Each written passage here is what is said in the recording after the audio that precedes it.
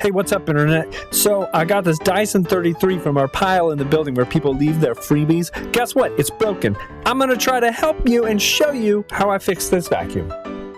I'm partial to finding broken switches on electronics and looked at the switch, however, found nothing wrong with it. I grabbed my multimeter and realized that the switch was not getting power. However, there was power at the outlet in the wall. So I went to the good old "the plug has gone bad" diagnostic and replaced the plug. That fixed it. So how do you replace the plug? Safety first. Yeah, be advised, you must be safe. Do not work on electrical things when they're powered or plugged in. Okay. Yeah. First, you have to buy a new plug. If you have access to a home improvement store like Lowe's or Home Depot, those are good places to go. I bought my plug off Amazon.com for about $3. I must say the quality is cheap, but the plug does appear to be mechanically sound, like secure. Upon my own inspection, inspect your plug. Yeah.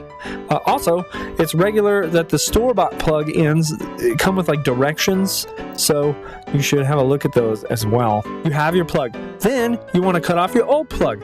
After that, put the cap end deal on the wire, as you can see, and then you want to strip the wires. Note, my plug has a ground prong. I have another video showing how to do a plug replacement on another vacuum of all things, right? With no ground prong. Click on the eye in the corner of the screen if you want to see that, either now or the end of this video. Yeah, moving on. Once the wires are stripped, you want to attach them to the new plug ends. The ground prong is usually the green wire, and black should be the power and the white's neutral. Here's a schematic of where the wires go.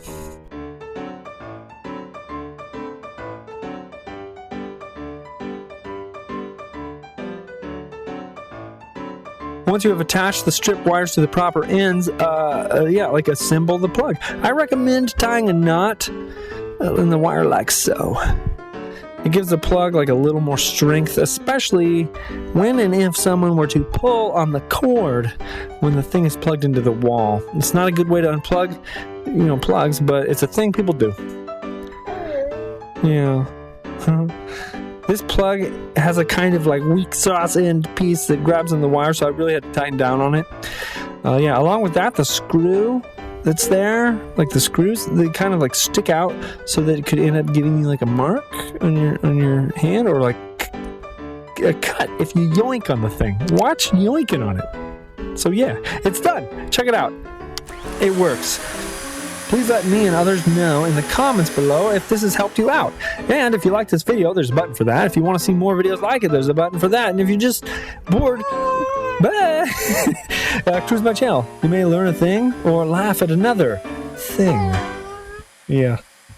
Well, anyway, see you later, Internet. I hope that helped.